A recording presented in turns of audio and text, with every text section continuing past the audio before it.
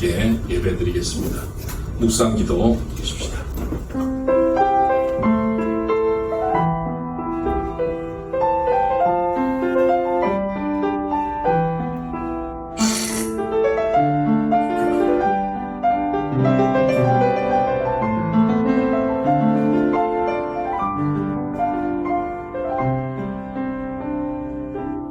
여호와께서 이스라엘 족속에게 이와 같이 말씀하시기를 너희는 나를 찾으라 그리하면 살리라. 아멘. 하나님, 이 세상에 그 어떤 것도 구하고 찾지 아니하고 오직 여호와 하나님, 우리 아버지를 찾아 주님 앞에 나온 주의 백성들을 주님 이 시간 만나 주시옵소서. 마음이 가난한 이들, 갈급한 이들, 주님 앞에 엎드려 의지하는 이들을 주님 이 시간 만나주시고 주님의 따뜻한 손길로 위로하여 주시고 주의 분명한 음성으로 깨닫게 하여 주셔서 주님 넘어진 이들이 일어나게 하시고 지친 이들이 힘을 얻게 하여 주시고 절망 가운데 있는 이들이 소망을 가지게 하시고 병든 이들이 고침받는 시간이 되게 하여 주시옵소서. 주님, 이 한 시간 우리가 예배 드릴 때에 성령으로 임재하셔서 영과 교통함이 풍성하게 일어나게 하여 주옵시고 우리가 드리는 예배가 주님 앞에 온전히 상달되어지는 신령과 진정으로 드리는 예배가 되게 하여 주시고 이 가운데 임재하여 주심으로 하나님의 준비하신 은혜, 예비하신 신령한 하나님의 은혜가 풍성히 부어지는 시간 되게 하여 주옵소서. 예수님 이름으로 축복하며 기도합니다. 아멘. 찬송가 615장 찬양하십시다.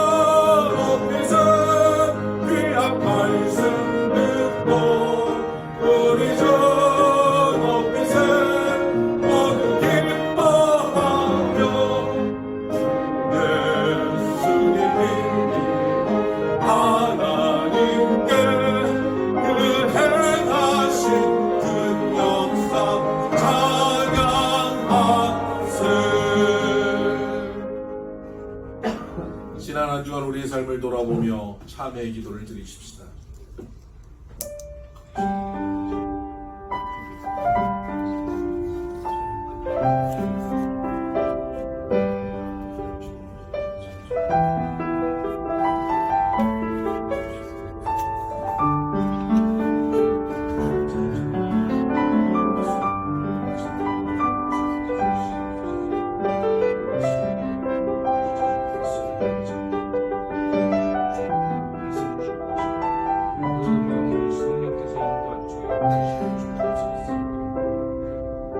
여기 제3의 말씀이 있습니다.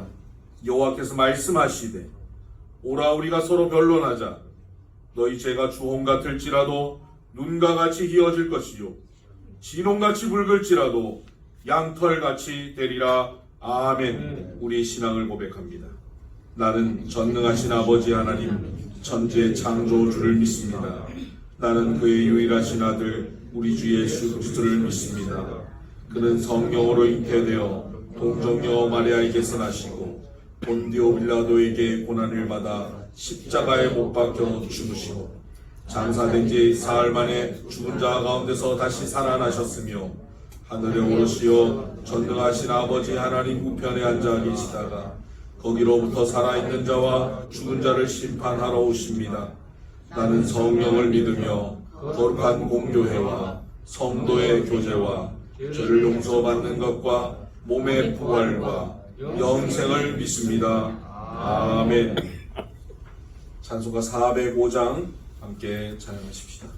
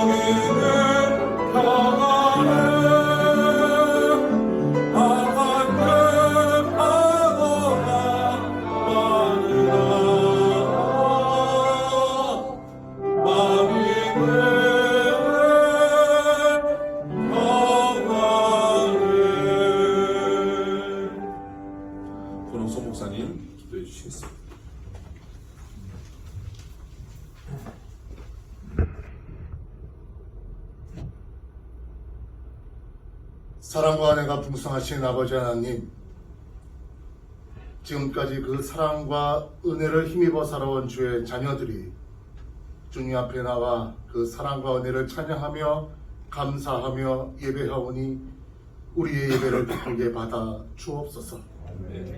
먼저 주님께 간구하기 전에 지금까지 받았던 은혜를 기억하며 감사하며 감격하게 하여 주옵소서. 그리고 지금까지 함께 하셨던 그 하나님이 앞으로도 영원토록 우리와 함께 한다는 믿음으로 감사하며 감격의 예배를 드리는 저희들 되게 하여 주옵소서. 주님 없이는 단 하루도 살 수 없는 존재임을 고백하며 이 자리에 나와왔으니 주의 자녀들이 드리는 기도에 응답하여 주시고 주의 자녀들의 눈물을 씻어 주시고 주의 자녀들의 무릎을 일으켜 세워 주시옵소서.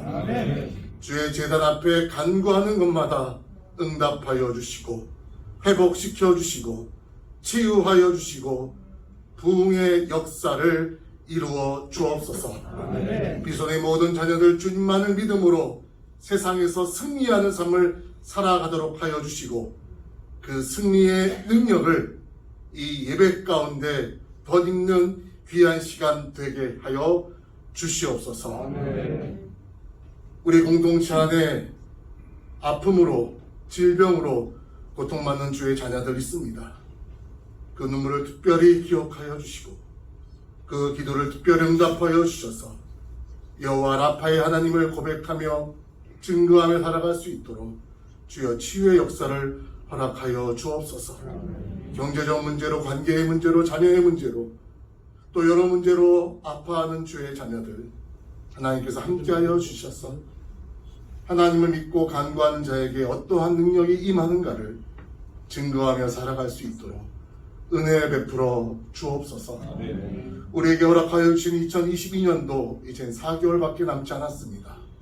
새해를 맞이하며 가졌던 결단들, 각오들 다시 한번 되돌아보며 새로운 결단을 하게 하시고 특별히 우리 영적인 믿음이 그동안 얼마나 자라났는가를 돌아보며 남은 4개월 최선을 다해 주님 곁으로 나아가는 삶을 살아가는 저희들 되게 하여 주옵소서. 아멘. 이번 주간에 민속 명절인 추석이 있습니다. 하나님 각 가정에 화목과 행복을 허락하여 주시고 오고 가는 교통편 안전하게 일으켜 세워주시고 주님 안에서 함께 행복한 명절 보내게 하여 주옵소서. 아멘. 그 태풍이 몰러와서 지금 고민하며 아버지 걱정하고 있는 가운데 있습니다. 은혜 베풀어 주어서 하나님 만반의 준비를 할 수 있도록 도와주시고 큰 피해 없도록 하나님 우리와 함께하여 주시옵소서. 아멘. 이 나라의 민족을 긍휼히 여겨주셔서 하나님의 사랑과 하나님의 공의가 실현되는 그 주님의 나라가 될 수 있도록 은혜 베풀어 주옵소서. 아멘. 남북 통일을 허락하여 주시고 남한에서도 서로 자신의 의견을 내세우기보다 서로 듣고 이해하고 용납하는 그러한 민족이 될 수 있도록 도와주옵소서. 그 일을 이루는데 한국교회가 앞장서게 하여 주옵소서. 복음으로 이 세상을 새롭게 하는 그 일을 한국교회가 감당하도록 역사하여 주옵소서. 그 역사적인 일에 비손교회가 앞장서게 하여 주옵소서. 하나님의 나라와 하나님의 의를 선포하는 교회가 되게 하시고 섬김과 봉사와 사랑과 나눔으로 하나님의 하나님 되심을 선포하며 살아가는 비손의 모든 주의 백성들 되게 하여 주옵소서. 아멘. 하나님이 세우셨사오니 하나님이 책임져 주시고 이 교회를 통해 하나님의 뜻이 이 땅 가운데 가득 넘쳐나도록 역사하여 주옵소서. 빌레오 기독국제학교 함께하여 주셔서 하나님의 일꾼, 이 나라의 일꾼을 잘 양육하는 데 부족함이 없도록 주여 은혜 베풀어 주시옵소서. 아멘. 하나님 멀리 떨어져 있는 비스의 식구들 함께하여 주셔서 오고 가는 소식들이 감사와 기쁨의 소식들이 되게 하여 주시며 항상 하나님의 은혜로 온 찬양을 드리는 로즈가드 찬양대 함께하여 주셔서 그 찬양을 받아주시고 그 가정을 축복하여 주옵소서. 하나님 보이지 않는 손길 하나님 인도하여 주시고 지금도 각 곳에서 예배드리는 교회학교 함께하여 주셔서 그 예배 가운데서 하나님을 만나는 믿음의 역사가 일어나는 귀한 교회학교 예배가 되게 하여 주옵소서. 주의 말씀을 듣습니다. 하나님 우리의 영혼을 집중하여 주님의 말씀에 순종할 수 있도록 도와주시고 하나님의 마음, 하나님의 뜻, 하나님의 음성을 듣는 귀한 말씀 시간 될 수 있도록 이 시간 우리와 함께하여 주옵소서. 예수 그리스도의 이름으로 기도드립니다. 아멘.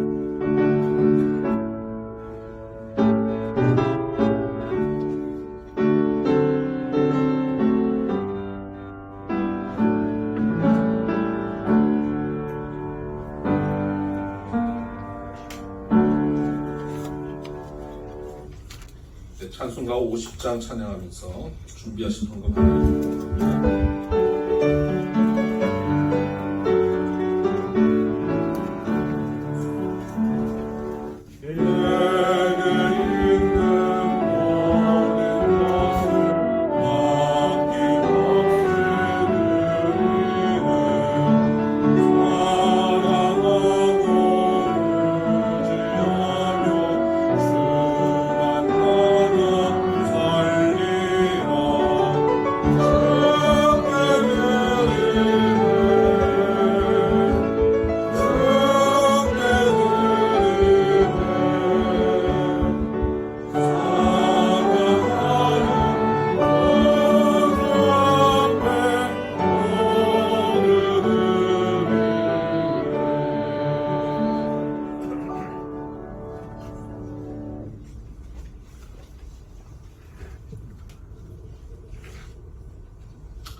네, 광고하겠습니다. 오늘 또 새로 오신 분들이 계시는데요.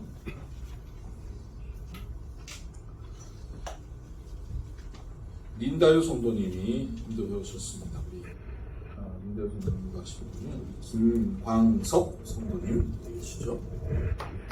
네, 환영합니다. 또 린다유 성도님도 하셨습니다. 윤영민 성도님. 네, 환영합니다.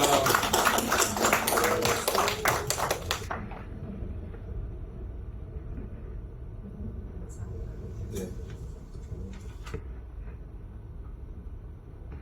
지난주에 오셨죠?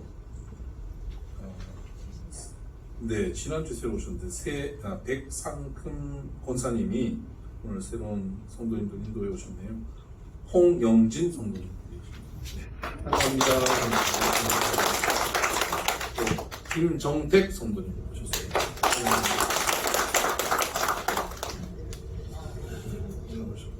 또 예, 오늘 두 번째 오셨는데 멀리서 오셔서 박수 해달라고 우리 장모님 적어 보내시는 민성기 성도님, 광길의 성도님 부부신데 포천에서 2주째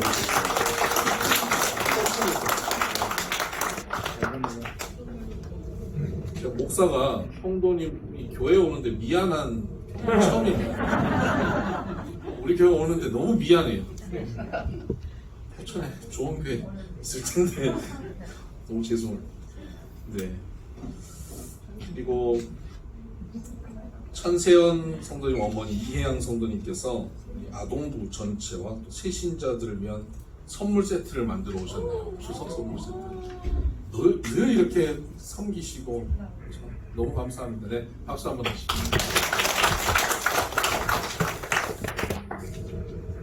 또 이번에 지난주에 그 강남로에 목사장로 수련회 제주도에 권영애 장로님이랑 김선희 장로님 저 이렇게 다녀왔는데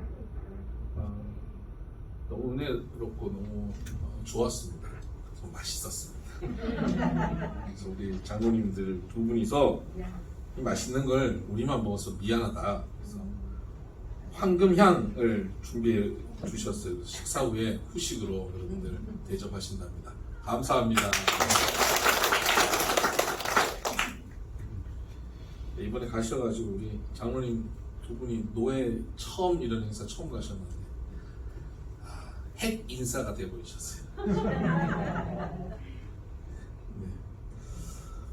감사하고요. 우리 비손 자선 경매 많이 참여해 주시길 바랍니다. 카카오톡 검색창에 비손 자선 경매 채널 추가해 주시고 거기에 있는 경매 물품 여러분 경매로 참여하셔서 사시면 그것이 나중에 선교비로 사용되어지고요. 또 여러분 집에 있는 물품들 내놓으시면 그것 가지고 또 경매해서 선교비로 사용합니다. 네. 네, 하나님의 말씀 보십시다. 사무엘상 10장 6절입니다. 사무엘상 10장 6절 말씀. 여호와의 영이 크게 임하리니 너도 그들과 함께 예언을 변하여 새 사람이 되리라. 아멘. 네, 오늘 책송은 좀 특별합니다.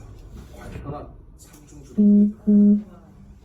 오보에 김수진, 비올라 김나영, 피아노 이샤로 모녀분들이 형제의 모습 속에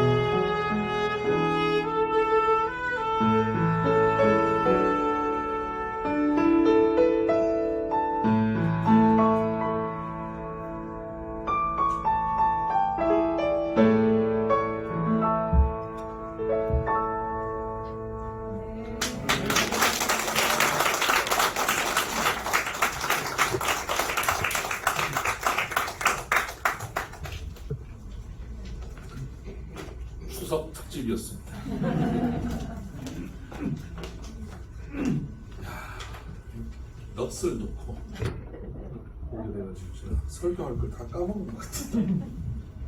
너무 은혜스럽습니다. 너무 좋습니다. 큰 따님이 한국 오실 때마다 이렇게 한 번씩 합니다. 다음 달에 또 오시나요?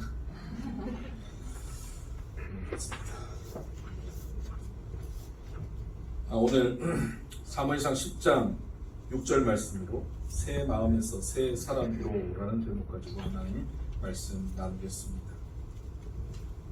지난 주간 우리 강남로의 목사장로 연합수련회 제주도에 잘 다녀왔는데요. 그 일정 가운데 곶자왈 환상숲이라는 곳에 방문했습니다. 좀 가보신 분 계십니까? 정말 환상숲이었습니다. 곶자왈이라고 하는 뜻은 곶은 숲이고 자왈은 이렇게 나무나 이런 것들이 엉켜 있는 것을 뜻합니다. 그러니까 밀림 같은 곳입니다. 그곳을 지금 운영하고 있는 분이 이형철이라고 하는 분인데 성도입니다. 아마 집사님인 것 같아요. 그분이 47세에 은행원으로 한 20여 년 일하고 있다가 47세에 뇌경색으로 쓰러집니다. 그 왼쪽이 완전 마비가 돼서 활동을 못해요. 화장실도 가지 못하고 혼자서 양치나 식사도 할 수 없는 그런 상황에 처해 있었습니다. 그분의 고백을 들어보니까 참 그때는 참 절망적이었고 캄캄했답니다. 아무 의욕이 없었고 자기를 위로해주는 말조차도 상처가 됐답니다. 그래서 누군가를 만나는 것이 힘들었다고 그렇게 얘기합니다. 근데 이분이 믿음의 사람이었습니다. 하나님의 말씀으로 그가 마음의 변화를 입습니다.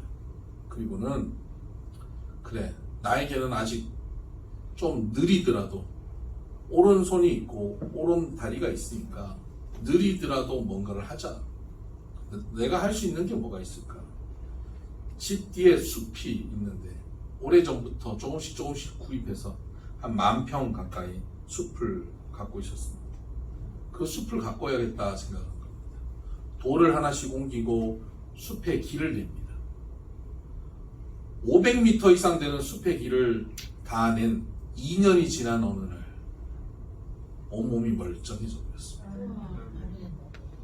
그리고는 그분이 몇 년 후 50대 후반이 되었을 때 거의 한 10년이 지났었죠. 10년 후에 그분이 제주도 배드민턴 대회에 나가서 입상을 합니다. 지금은 그 곶자왈 환상숲에 많은 사람들이 찾아오는데 연 인원이 15만 명. BTS나 악동 뮤지션, 유명한 가수들이 그곳에서 뮤직비디오를 찍고요. 드라마나 영화의 좋은 장소로 제공되기도 합니다. 지치고 절망 가운데 있는 이들이 그곳에 와서 그 이형철 씨의 이야기를 듣고 새 힘을 얻습니다. 그리고 숲에서 위로를 받습니다. 뿐만 아니라 그 지역의 많은 사람들이 가난하게 살고 있었는데 이 환상숲 때문에 경제적으로 도움을 받고 그 지역 전체가 회복되고 있답니다.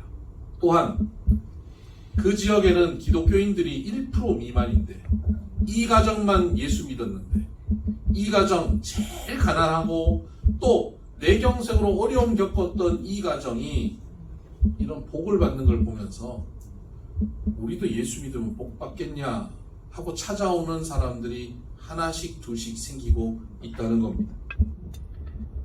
개인의 어려움, 절망적인 상황 속에서 마음이 바뀌면서 새로운 마음이 그에게 생기면서 그 마음이 그를 이끌어 환상숲을 만들었고 환상적인 인생으로, 환상적인 가정으로, 환상적인 마을로 변화시키고 있는 것을 보았습니다.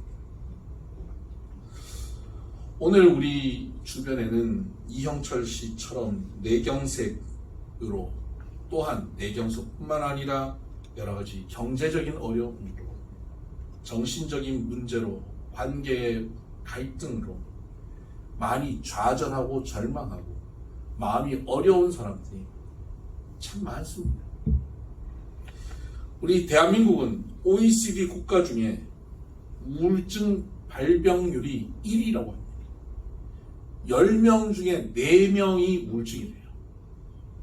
그 절반의 국민들이 거의 우울증에 시달려 살고 있다는 겁니다. 절반이 우울하니까 나머지 절반 또한 그 우울한 사람들 분위기 속에서 같이 우울해지는, 이 나라 전체가 우울하고 분노로 가득한 그런 사회를 형성하고 있다는 것이죠. 우울한 마음, 지친 마음, 절망적인 마음을 갖고 있는 이 나라의 많은 백성들, 우리 이웃들, 우리 스스로 이것에서부터 벗어나 이영철 씨처럼 그런 환상적인 삶을 살아갈 수는 없을까요? 여러분, 침체되고 마음이 무너졌던 경험들이 있으시죠? 그 순간 그 침체된 자리에서 털고 일어날 수 있는 힘이 여러분에게 쉽게 생기던가요? 사실 마음만 먹으면 뭔가를 할 수 있을 것 같은데, 침체된 가운데 침대에 누워서 그곳에서 뛰쳐나오기가 얼마나 어려운지 저도 경험해봤습니다. 그렇다면 이 침체되고 절망적인 우리의 마음을 정말 새롭게 변화시킬 수 있는 길은 없을까요? 오늘 성경을 보면 사울이라는 인물이 등장하는데, 이 사울이라는 인물이 후에 나중에는 죄로 인해서 어려워지지만 초반에는 하나님 안에서 놀랍게 변화되고 사용되는 것을 봅니다. 우리와 사울의 변화는 다른 점은요, 그 당시는 성령께서 임하셨다 떠나지만 우리에게는 성령께서 오셔서 떠나지 않아요. 그래서 사울과는 다른데, 이 사울의 그 변화되는 과정을 한번 살펴보면 좋겠어요. 그 또한 굉장히 우울하고 절망적인 삶을 살 수밖에 없는 환경이었습니다. 이스라엘은 12지파로 나누어져 있거든요. 그 중에 사울이 속한 지파는 베냐민 지파. 근데 이 베냐민 지파는 얼마 전에 과거에 11지파와 싸워서 전쟁을 합니다. 내전을 치러서 베냐민 지파가 거의 멸절해버리는 상황에 들어갑니다. 그러니까 나머지 지파들 사이에서 천덕부럭이고요. 제일 가난하고 제일 힘이 없고 스스로는 생존할 수 있는 능력이 없는 지파가 베냐민 지파인 것이죠. 그 베냐민 지파 출신인데, 사울의 말에 의하면 베냐민 지파 중에도 가장 작은 집안이에요. 그러니까 베냐민 지파 중에도 제일 보잘것없는 집안에서 태어나서 살아가는데 키만 멀 때만큼 커요. 그러니까 남들한테 안 보이고 싶은데 키만 커가지고 어딜 가도 다 보여. 그러니까 얼마나 늘 꾸정하게 숙이면서 자기를 감추면서 사는 인생이었겠습니까? 자신감 없이 컴플렉스 덩어리로. 그런 그가 자기 집에 그나마 먹고 살만한 경제적인 그 도움을 주는 것이 나귀를 키우는 것이었는데, 암나귀들이 집단으로 가출해버렸어요. 무슨 일이 있었는지. 암나귀들이 집단으로 가출해버린 겁니다. 근데 아버지가, 야 사울아, 너 빨리 가가지고 이 나귀를 찾아라. 안 그러면 우리 굶어 죽는다. 사울이 암나귀를 찾으러 이 동네 저 동네 돌아다니는 겁니다. 이 암나귀 없으면 우리는 정말 이 가난한 가운데 더 가난해질 텐데 어떻게 해야 되나. 그 암나귀를 막 찾는데 못 찾아요. 며칠을 찾아다니는데 못 찾습니다. 그의 마음이 얼마나 낙심되겠습니까? 무척 지치고 마음이 무너진 상태입니다. 그 마음을 어떻게 변화시키고 새롭게 할 수 있단 말입니까? 그런데 그 옆에 있던 그의 종이 이 동네에 유명한 선지자가 있는데 그분을 찾아가 봅시다. 야, 그분 만나도 내가 무슨 선물도 하나 못 갖다 드리고 봉투도 하나 못 드리는데 내가 그분을 만나갖고 뭘 부탁한단 말이냐. 저한테 조금 있는데 그거 드리고 인사하고 우리 좀 그 선지자를 만나봅시다. 종이 그를 이끌어줘요. 여러분, 우리가 지치고 힘들면요, 나 스스로 뭔가 할 수 있는 힘이 없어요. 그때 내 옆에 바른 길로 인도하고 돕는 친구가 있다는 거, 이게 복이에요. 나는 가기 싫어요. 근데 그가 가게 하는 거예요. 오늘 새로 오신 분들도 마찬가지죠. 교회 오고 싶으셔서 오신 분도 계시지만 가자. 가자 그랬고 억지로 끌려갖고 내가 오늘 한 번만 간다 그러고 오신 분도 계실 거 아니. 그렇게 오는 거예요. 그렇게 선지자를 찾아갔어요. 갔더니 선지자가 사무엘이 있네. 지금 온 이유가 암나귀들을 잃어버린 것 때문에 그 나귀를 어떻게 하면 찾을까 문제 가지고 왔잖아요. 근데 선지자가 그 문제가 그에게는 너무 큰 문제고 그의 인생을 짓누르는 문제인데 선지자가 하는 말은 암나귀들 걱정하지 마라. 염려하지 마라. 그 나 해결된다. 뭐 무슨 근거로 그런 얘기를 하는지 몰라요. 교회 와보면 그러잖아요. 와서 이런 염려하지 마세요. 하나님 다 해결하십니다. 무슨 근거로 저런 근거 없는 얘기 저렇게 얘기하나. 그러고는 그 문제는 염려할 것도 없고 당신이 지금 암나귀 문제는 염려할 것도 없고 당신이 하나님이 택한 사람이야. 온 이스라엘이 당신의 집과 당신 때문에 복을 받을 거야. 그리고는 막 불러가지고 한 30여 명이 모인 그 잔치상이 있었는데 거기다가 사울을 제일 높은 상석에 앉추는 거예요. 그리고는 요리사한테 원래 내가 제일 중요한 인물한테 드리라고 준비한 요리 있지? 그거 가져와. 그 요리를 사울에게 주는 거예요. 어디 가도 그런 대접 못 받아봤던 사울이 그런 극진한 대접을 받고 그리고는 나귀만 찾으면 될 것 같은데 나귀가 문제가 아니야. 너는 이 나라를 살릴 사람이야 라고 축복을 하고 기름을 붓고 왕을 세우겠다고 하니까 황당한 거예요. 그런데 기분은 좋아요. 그러니까 말씀을 듣는 가운데 그는 무척 지치고 절망 가운데 있는데 말씀을 듣는데 내가 붙잡고 내가 절망하고 있는 그 문제의 차원의 말씀이 아닌 말씀은 완전히 다른 차원, 어마어마한 하나님의 역사의 차원으로 나를 이끌어가 버리는 거예요. 난 이 문제 가지고 힘들어하고 있는데 말이죠. 다음 달 내가 이거 무슨 빚 얼마를 갚아야 되는데 다음 달 뭘 해결해야 되는데 요거 몇 푼 가지고 힘들어하고 어려워하는데 하나님께서는 너를 통하여 이 나라 이 민족을 먹일 거야.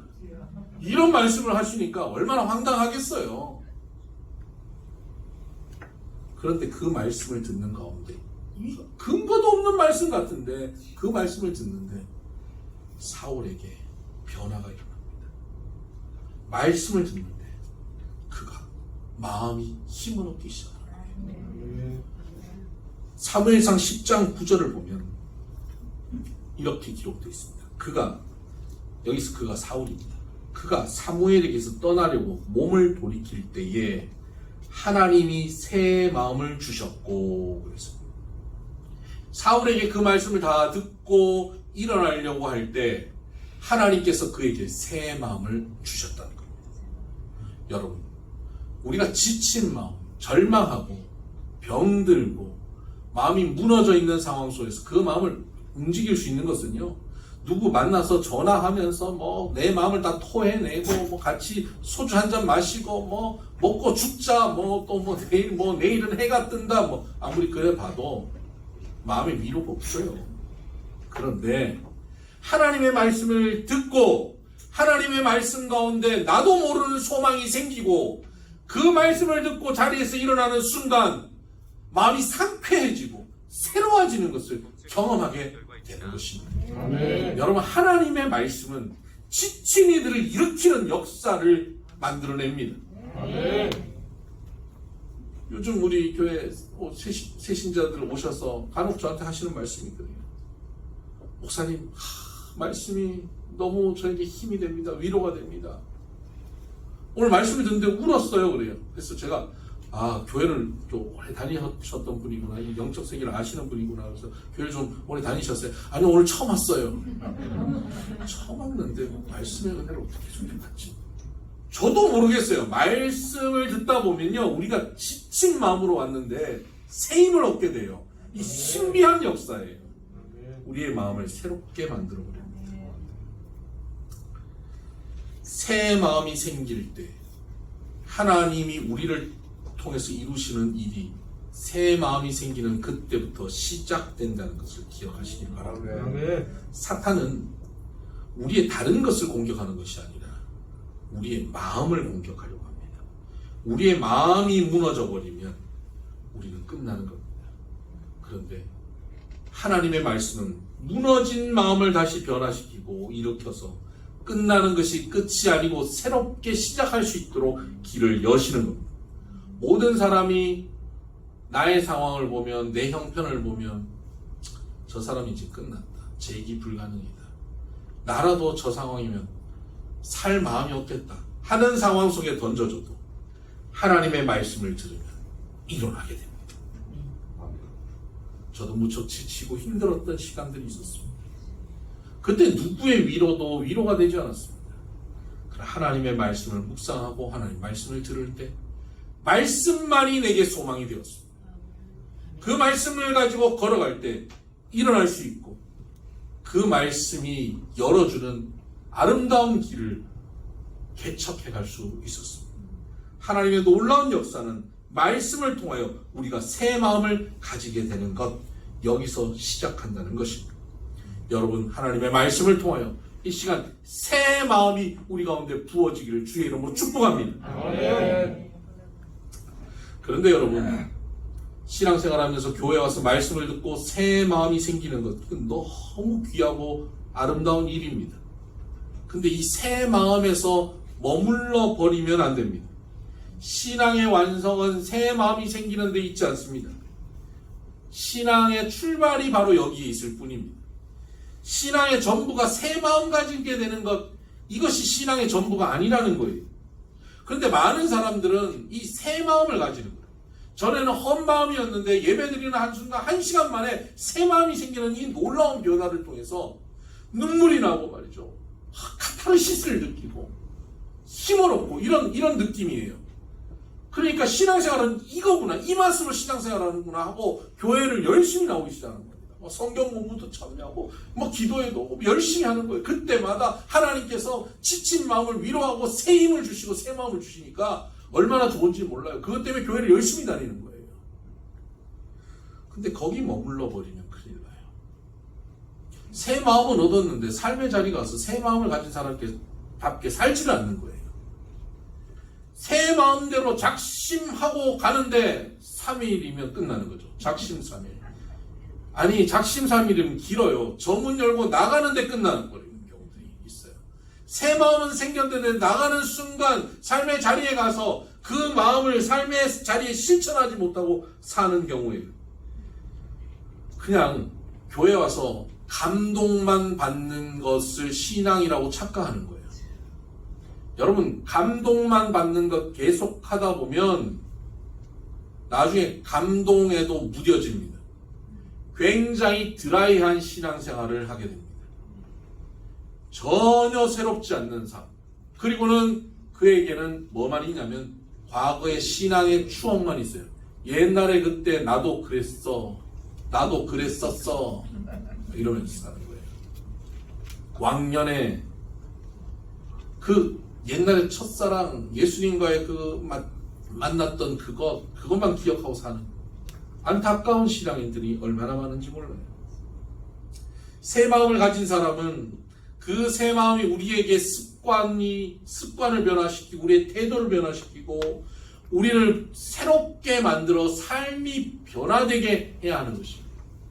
그래서 성경은 우리에게 에베소 4장 23절에 너희는 옛사람을 벗어버리고 새사람을 입어라 라고 말씀하고 있습니다.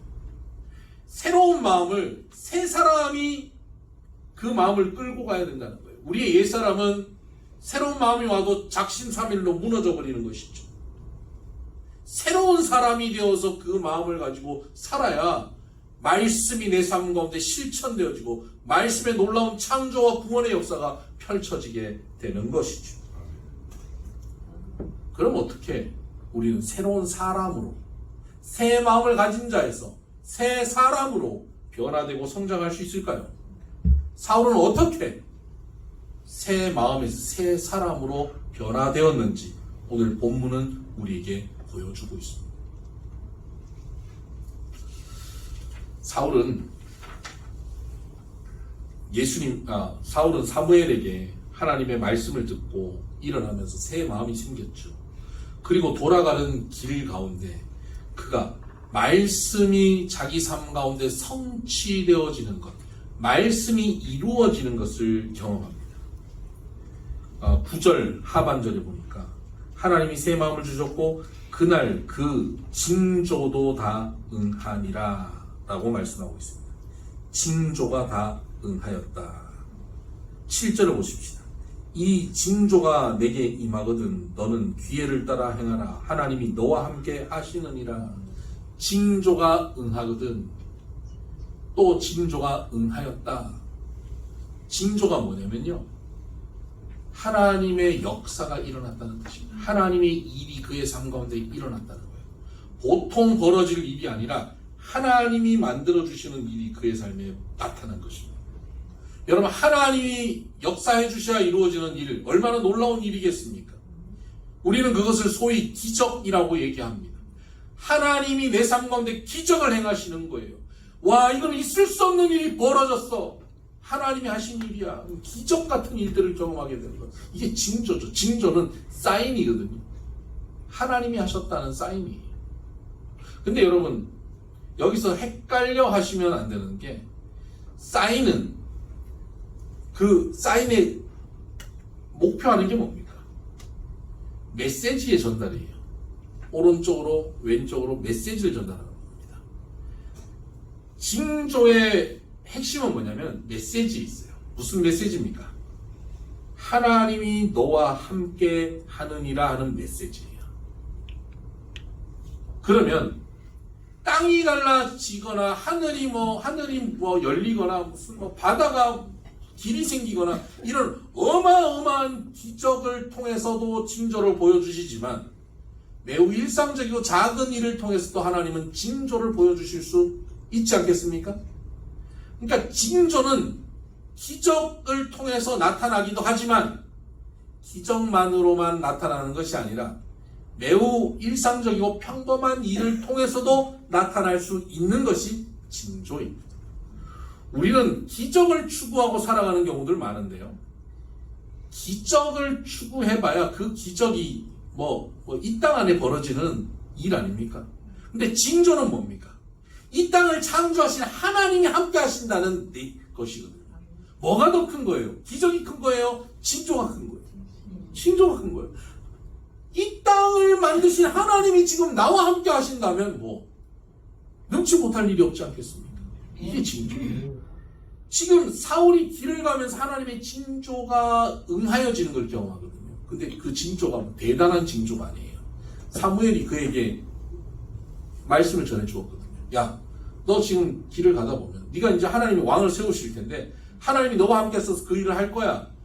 근데 그 징조를 너에게 보여주는데 그 징조가 뭐냐면 네가 길을 가다가 라헬의 묘역 근처에 가면 두 사람이 나타날 거야. 그리고는 그 사람이 너한테 야, 너 빨리 집에 가서 아버지가 널 찾고 있더라. 너희 집에 그 잃어버렸던 암나기들은 다 찾았다. 이제 너를 잃어버려서 걱정하고 있다. 빨리 집에 가봐라. 이런 얘기를 할 거야. 한 거예요. 길을 가다 보니까 두 사람이 나타났는데 그 얘기를 하는 거예요. 이야, 말씀대로 이루어지네. 신기하다. 그리고 또 길을 가다 보면 세 사람이 나타날 건데 한 사람은 염소 새끼 3마리를 끌고 또 한 사람은 떡 3덩이를 가져오고 또 한 사람은 포도 한 가죽 부대를 메고 올 거야. 그 길 가다 보니까 그 사람들이 보이는 거예요. 세 사람이 오는데 염소 3마리, 떡 3덩이, 포도주 한 가죽 부대를 메고 가는 사람이 보이는 거예요. 그 사람들이 오더니 멈춰서 가지고 떡 2덩이를 사울에게 주고 가는 겁니다. 그 중에 떡 2덩이를 너에게 줄 거야. 이렇게 얘기하는 거예요. 여러분, 이 조합에서 떡 2덩이만 주고 갈 확률은, 수학 잘하시는 분들 확률을 한번 내보세요. 확률은 얼마나 될까요? 이런 일이 벌어진 거예요. 그때 사울에게는 이것이 징조가 응하였다는 확신이 생깁니다. 이 징조의 핵심은 뭡니까? 안 될 일이 벌어졌다, 불가능한 일이 일어났다가 아니에요. 징조의 핵심은 하나님이 너와 함께 하신다. 아멘. 망한 집안, 망한 지파, 다 잃어버릴 것 같은 절망적인 상황. 나는 하는 일들마다 안 돼. 나는 태어날 때부터 재수 없는 인생이었어. 이렇게 살아가는 사울에게 하나님이 너와 함께 하셔 라고 말씀하여 주시는 징조라는 사실이에요. 이 징조를 딱 깨닫는 여러분, 이 징조가 있으면, 하나님이 함께 하신다는 징조가 있으면 뭐가 두렵겠습니까? 아, 오늘 지금 내 종이랑 나랑 2명이니까 떡 2덩이 줬지. 내가 100명이었으면 100덩이도 주실 분이 하나님이시지. 10,000명이면 10,000덩이도 주실 분이 하나님이시지. 이 확신이 생기는 게 징조 아니겠습니까? 이런 징조가 저와 여러분 말씀을 듣고 일어나는 우리들에게 벌어지게 될 줄 믿습니다. 저희가 미국에 처음 가서 몇 달 안 됐을 때 저희 첫째 애가 초등학교 1학년 때였습니다. ABC도 모르고 미국을 갔는데 얘가 학교에 가서 뭐 말을 하겠습니까? 근데 이제 학교 가면 점심시간에 1불 25센트를 들고 와서 그걸 내면 점심을 먹는 거예요. 근데 그걸 못 챙겨줬어요. 깜빡하고 얘도 안 가져간 거예요. 1불 25센트가 없으니까 점심시간에 줄은 쫙 섰는데 자기 차례가 돼 가는데 돈이 없는 거예요. 얘가 얼마나 불안하겠어요. 말도 잘 못하고. 너무너무 불안했대요. 근데 우리가 그 몇 달 동안 매일 밤에 자기 전에 잠시 예배를 드리는 시간에 빌립보스 4장 6절 7절을 함께 말씀을 읽었거든요. 그러다가 그 말씀이 너무 매일 하다 보니까 암송이 돼버린 거예요. 아무것도 염려하지 말고 오직 모든 일에 기도와 간구로 너희 구할 것을 하나님께 아뢰라. 그리하면 모든 지각에 뛰어나신 하나님께서 너희 마음을 그리스도 예수 안에서 너희 마음과 생각을 지키시리라. 이 말씀이 외워진 거예요. 얘한테. 줄 서 있는데 아무것도 염려하지 말고 나 지금 돈이 없어서 염려가 되는데 아무것도 염려하지 말고 오직 모든 일에 기도와 간구로 기도 하나님께 아뢰라는 거예요. 그래 그렇게 했대요. 그래서 자기가 차례된 거예요. 말도 잘 못하니까 뭐라 그랬겠어요? 노머니 이렇게 얘기했죠. 노머니. 그랬더니 선생님이 화나게 웃으면서 밥을 주더래요. 너무 맛있게 먹고 집에 와서 흥분해서 얘기하는 거예요. 오늘 이런 일이 있었다고. 하나님이 이렇게 함께 해주셨다고. 너무 기쁘잖아요. 이게 징조예요. 근데 알고 봤더니요. 그렇게 애들이 돈 안 가져오면 먼저 밥을 그렇게 준대요. 나중에 돈 가져오면 되니까. 특별한 일도 아니에요. 남들한테는 일상적인 일이에요. 그런데 뭡니까? 얘는 하나님께 기도하고 말씀을 붙잡고 있다 보니까 이게 하나님이 나와 함께 하시는 징조가 돼버린 거예요. 이 일이 특별한 일이냐 놀라운 일이냐가 중요한 게 아니, 내가 이 일을 통하여 하나님이 나와 함께 하신다는 것을 느끼느냐 못 느끼느냐가 중요한 거예요. 사울은 지금 그것을 느낀 거예요. 여러분의 삶 가운데 하나님의 징조를 이렇게 느껴보시기를 바랍니다. 지난주에 그런 고백 들었어요.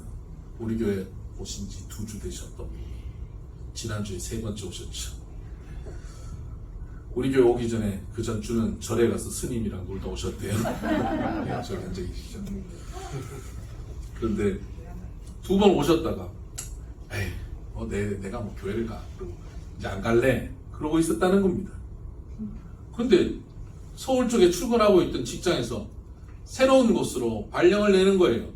당신 여기 가서 일을 하세요 라고 주소를 받아서 거기를 찾아와 보니까 여기에요. 우리 교회 여기 모델하우스. 이게 징조가 아니고 뭡니까? 하나님이 함께 하신다. 내가 너와 함께 한다. 너는 나를 생각하지 않아도 나는 너를 생각하고 나는 너를 사랑한다는 하나님의 징조예요. 여러분 삶 가운데도 이런 징조는 늘 있을 거예요. 우리가 그걸 무심히 넘겨버려서 문제지. 하나님이 함께 하신다는 그 징조를 깨닫고, 그리고는 사울이 또 길을 걸어가는데 여호와의 산에서 선지자들이 내려오면서 찬양하고 내려오는데 그들과 만났어요. 그때 하나님의 영이 사울에게 크게 임합니다. 그리고는 그가 변하여 새 사람이 됩니다. 7절을 볼까요? 6절을 볼까요? 내게는 여호와의 영이 크게 임하리니 너도 그들과 함께 예언을 하고 변하여 새 사람이 되리라. 징조를 가진 이 사울이 길을 가다가 영적으로 충만한 선지자 그룹들, 그러니까 은혜 받은 사람들, 믿음 좋은 사람들과 함께 만난 거예요. 그들과 함께 찬양하고 기도하고 예배하는 순간 하나님의 영이 그에게 크게 임한 것입니다. 여기서 영이 크게 임했다라고 하는 이 문장이 영어 성경 CV 버전에 보면 Take control of you, 장악하였다, 너를 장악하였다, 이렇게 표현하고 있습니다. 하나님의 영이 너를 장악해버렸다, 완전히 붙잡고 끌고 가버리는 겁니다. 성령은 우리를 확 장악하시지 않으세요. 매우 인격적이서 우리의 선택을 존중하고 기다리시고, 우리가 제대로 안 할 때 우리를 위해서 눈물로 기도하시는 분이 성령의 역사인데, 이 성령께서 어느 날 우리를 take control of you, 우리를 장악해버리는 순간이 있어요. 언제 그렇습니까? 하나님의 말씀을 듣고 마음이 새로워지고 그 말씀을 가지고 징조를 따라 걸어가면서 하나님이 나와 함께 하시네, 정말 하나님이 함께 하시네, 그 감격, 그 은혜, 그 확신 가운데 가득 찼는데 하나님이 함께 하시는 또 다른 사람들과 만나서 그들과 함께 찬양할 때 하나님은 take control of you, 하나님께서는 우리를 장악해버리는 역사를 펼치십니다. 그때 사울이 새 사람으로 변화되는 것입니다. 옛 사람을 벗어버리고 새 사람이 되는 순간, 바로 믿음의 형제자매들이 함께 모여 예배하는 이런 자리, 성령 충만한 사람들이 함께 모여서 교제하는 이 자리가 바로 하나님께 장악되어 버리는 자리입니다. 하나님께 장악되면 이제부터 나의 삶을 내 능력으로 살지 않아요. 하나님이 공급하시는 능력, 하나님이 부어주시는 지혜, 하나님의 사랑으로 살아내게 되는 것입니다. 나의 삶은 내가 주관할 때 무너지고 실패하고 좌절하게 되지만, 실패하지 않으시는 하나님, 반드시 이를 성취하시는 하나님께서 내 삶을 장악하신다면 실패 없는 온전한 승리가 있는 삶을 살게 될 줄 믿습니다.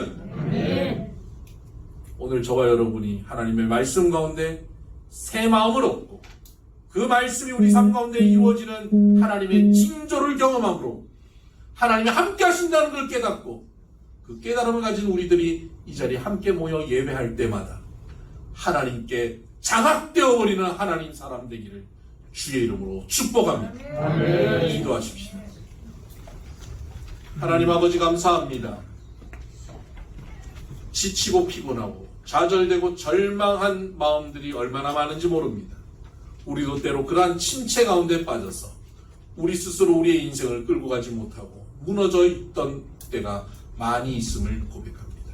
그런 우리들을 이런 방법 저런 방법으로 이 자리에 부르시고 하나님의 말씀을 듣게 하여 주시니 감사합니다. 주님, 이 자리에서 일어나 나갈 때에 우리의 마음이 상쾌하여지고 마음이 새로워지게 하여 주옵소서.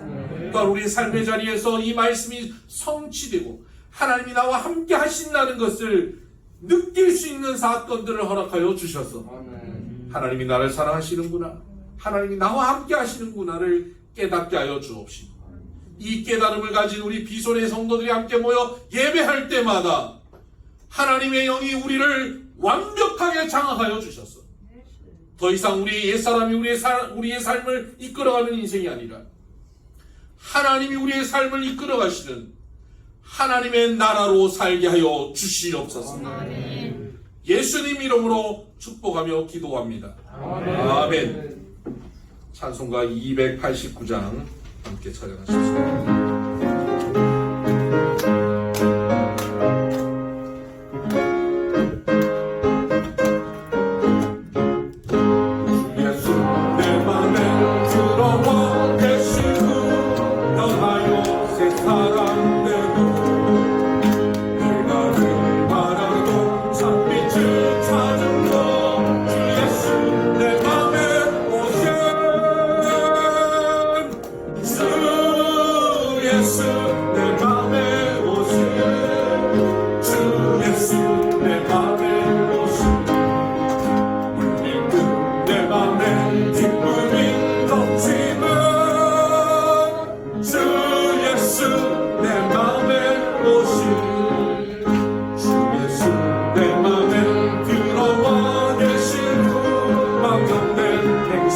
이끌고 우리 돌보다도 더 많던 내 죄가 눈보다 더 휘어졌네. 주 예수 내 맘에 오신 주 예수 내 맘에 오신 내 맘에 기쁨이 넘치는 주 예수 내 맘에 오신 내 맘에 소망을 든든히 가지는 주 예수 내 맘에 오신 의심의 구름이 사라져버림도 주 예수 내 맘에 오신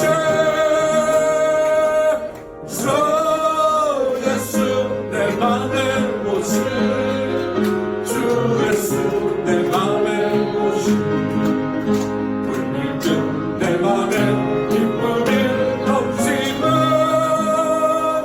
주 예수 내 맘에 오신 사방에 음침한 골짜기 나다가 밝은 빛 보령이 비쳐 저 멀리 하늘은 환하게 보임도 주 예수 내 맘에 오신 주 예수 내 맘에 오신 주 예수 내 맘에 오신 물밀듯 내 맘에 기쁨이 넘치는 주 예수 내 맘에 오신 내가 저 천성에 올라가 살기는 주 예수 내 맘에 오신 천성에 올라가 주님을 내리니 그 기쁨 이길 데 없네. 주 예수 내 맘에 오신 주 예수 내 맘에 오신 물밀듯 내 맘에 기쁨이 넘치는 주 예수 내 맘에 오신 말씀을 붙잡고 우리의 목소리로 주님 앞에 기도합시다. 혹시 지치고 좌절하고 침체된 마음으로 혹시 이 자리에 나와 있습니까? 풀 수 없는 문제 가운데 있습니까? 하나님의 말씀 가운데 새 마음을 주시옵소서. 이 자리에서 일어나 나갈 때에 내 마음을 새롭게 하여 주옵소서.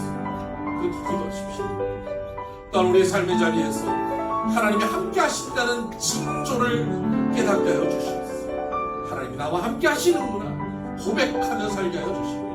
그런 고백이 모여 우리 고백하는 이들이 함께 모여 예배하는 이 자리에 하나님의 강력한 임재가 있어서 크게 임하셔서 우리를 장악하셔서 새 사람으로 변화하여 하나님의 나라로 살 수 있는 우리 모두 되게 해달라고 같이 기도하며 나갑니다. 기도하십시오.